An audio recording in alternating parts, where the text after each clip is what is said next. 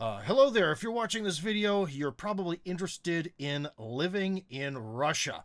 This is a recorded live stream, but the topic of it might be very useful to you, whether you want to buy a home in Russia or buy a home really in any foreign country.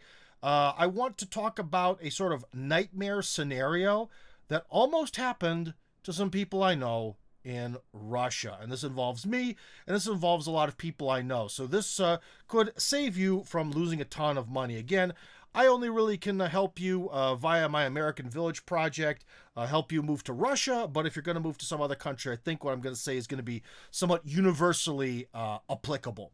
So anyways, about a couple of weeks ago, my one friend, who's also a foreigner, and again, everyone's going to be anonymous in the story because I didn't want to go around and ask everyone's permission.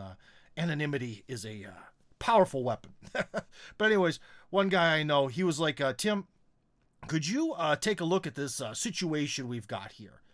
And basically I said, yeah. And because I generally do my best to kind of help foreigners navigate through Russia, at least, when I have the free time to do so.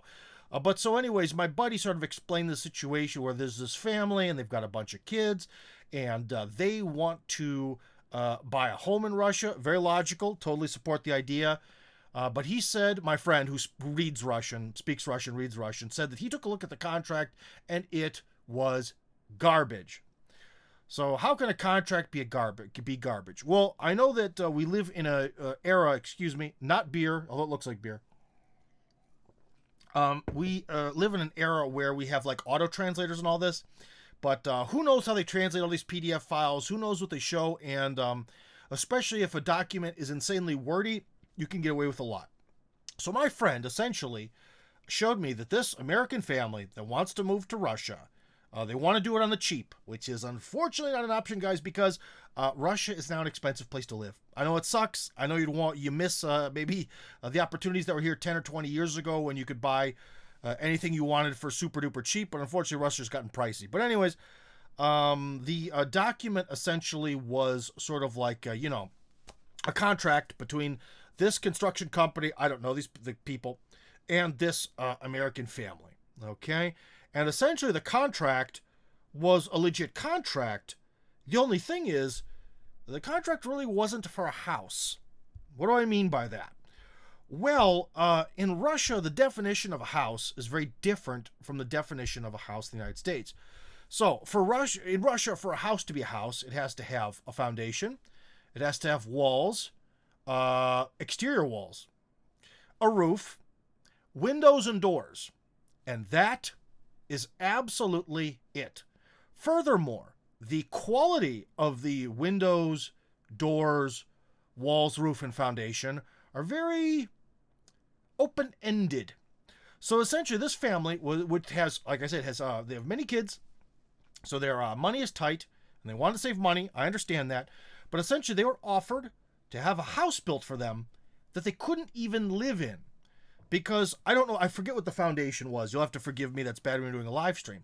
But the walls were made out of 2x4s. Or, in the metric system, that would be 50 by 100 millimeter boards. Right? Which doesn't sound too bad. Hey, the United States was built on 2x4s. But not in Russia. In fact, even in Moscow, when people build a summer dacha, they use 2x6s, which would be 50 by 150 millimeter boards, which are, significantly thicker. They might be sicker too, bro, but they're significantly thicker, as in 50% thicker. In the Moscow area or any cold area of Russia, nothing for human habitation is made of 2x4s. Absolutely nothing. Furthermore, in this contract, not only would the walls be paper thin and not hold any heat, but there was nothing about electricity or plumbing. Because, hey, if you own land, you want to have an outhouse and just poop in a hole, I guess you can go do that. But these people are going to pay some very significant amount of money. True, cheaper than my American Village, much cheaper than my American Village. But in my American Village, you might be paying a lot, but you're definitely going to be using a toilet when you poop. Indoors. Whereas this house they were offered, which is technically a house, based on the definition of the Russian government. Not only would it be freezing cold, but would have absolutely no pipes, no plumbing, and no electricity. So essentially, what they would arrive to is a garage or maybe a shed of a very, very large size. And why I say garage or shed is because, well, maybe some people have nicer garages nowadays. To be honest, people even in America put drywall in their garages. But when I was a kid, garages tended to be sort of unfinished on the inside. It's kind of just bare walls, and that's essentially what they'd be getting.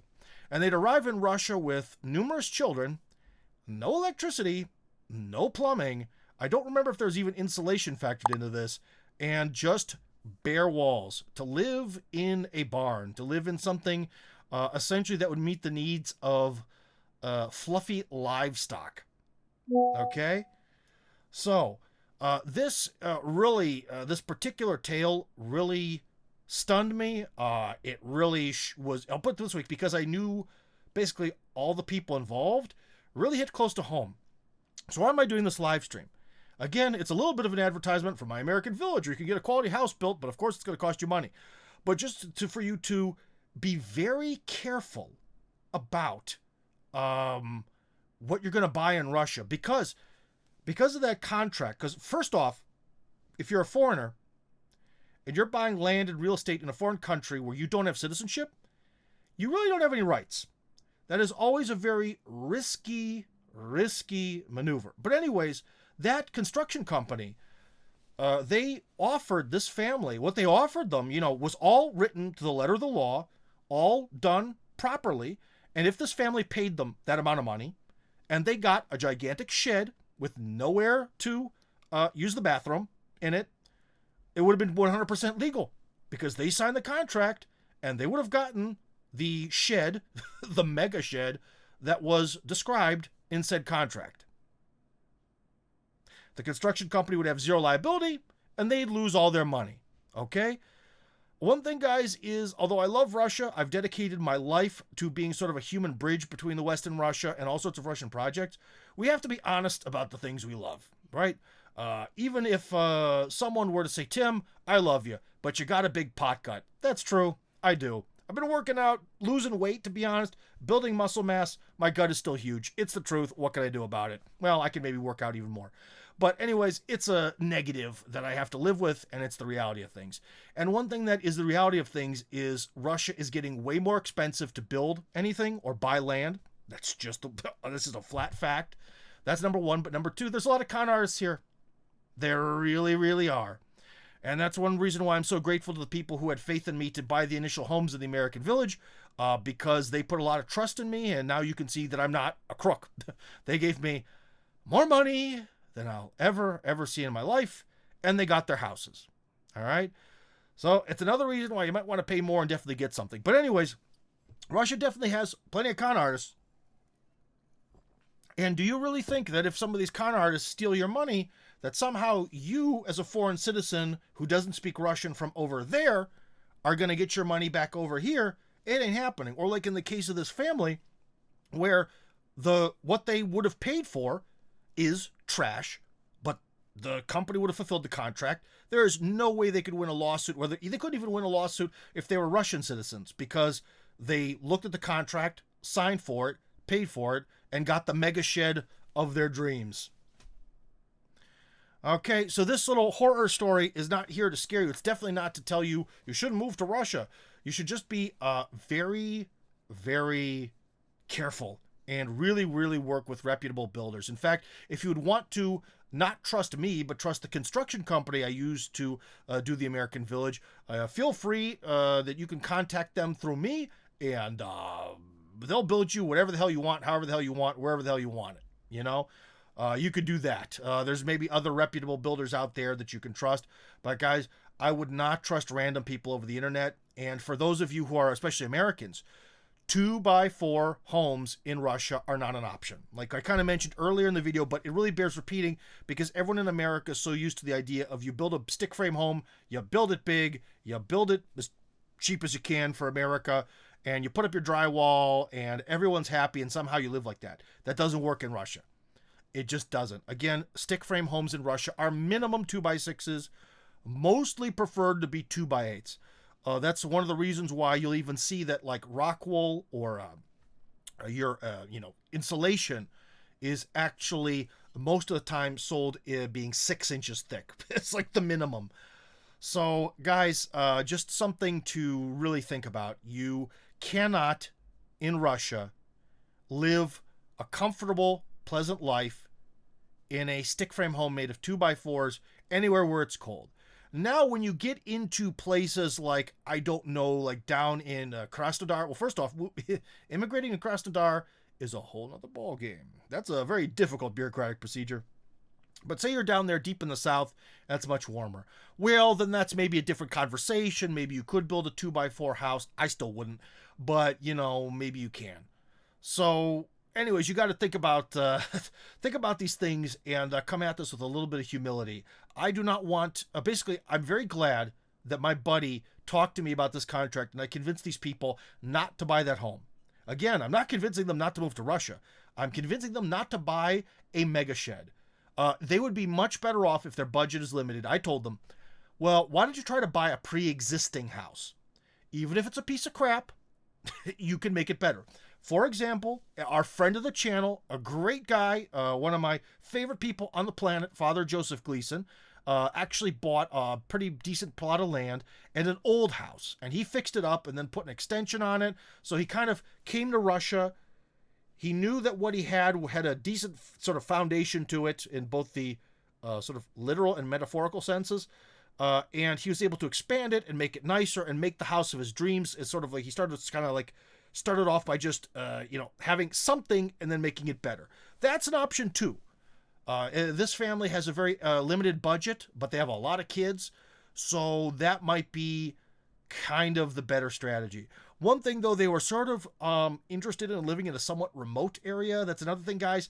You don't really want to live in a super remote area in Russia unless you're really sure that you can work online, because it's going to be a bit difficult. Anyways, that's why I tell everyone that you should try Moscow, St. Petersburg, Nizhny Novgorod, and the area around them as places to immigrate, because otherwise, don't complain to me when you have problems.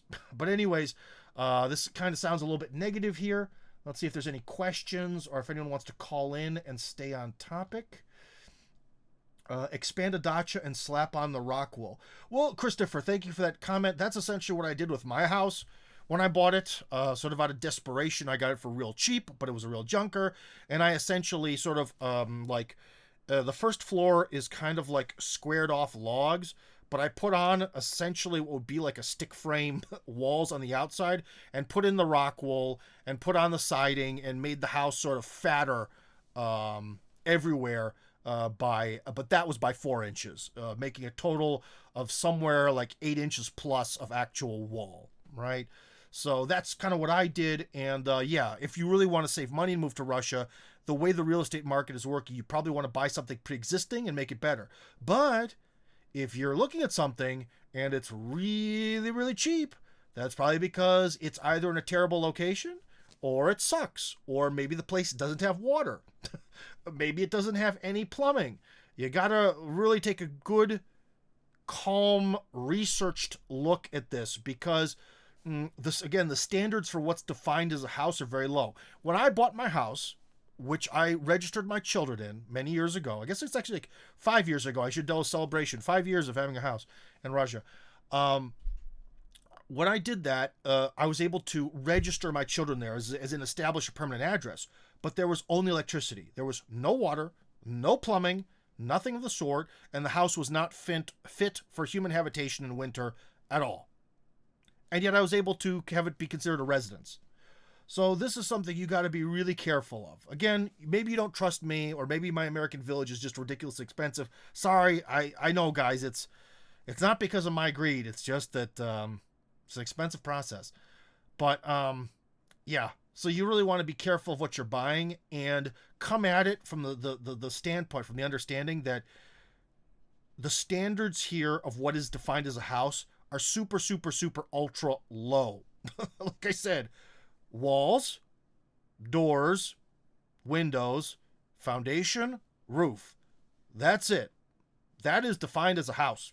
It could have no electricity. It could have no plumbing. In fact, I do believe my buddy said in the contract there was actually no floor. So it could be just the subfloor.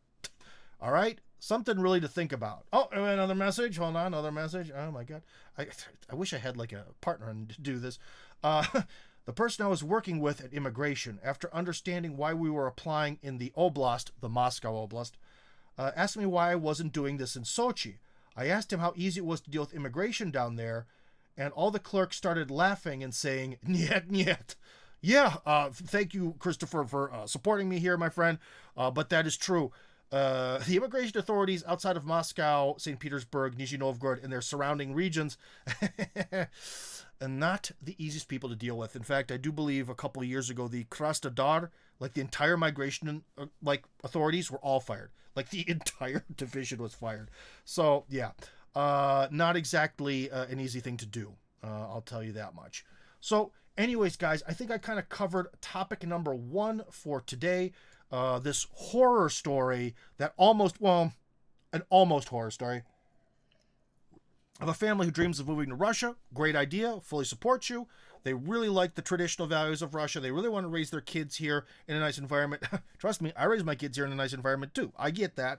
But you cannot just blindly trust people, especially when a lot of people in Russia who are more my age and older kind of see Westerners as walking piggy banks. Got to be careful, guys, before you sign any kind of contract. And that's, again, why with the American Village, the houses we've sold so far, everyone's worked out the whole details, this, that, and the other with the construction company to see what they're actually getting and not getting. Yes, we've maybe had a couple hiccups along the way, but I think we've sort of worked those out. So anyways, guys, remember, AmericanVillages.ru. And if you want to donate to the American Village, this is my Boosty. Oh my gosh, go to boosty.to/Tim Kirby Russia. So anyways, Boosty is a fantastic site that is either in Hong Kong or the Netherlands or both, and allow you to make a donation to the wonderful American Villages project because the bureaucracy costs of it were way higher than I thought. So anyways, guys, we're going to move on to topic number 2. Thank you for watching this, and be careful when buying a home in Russia.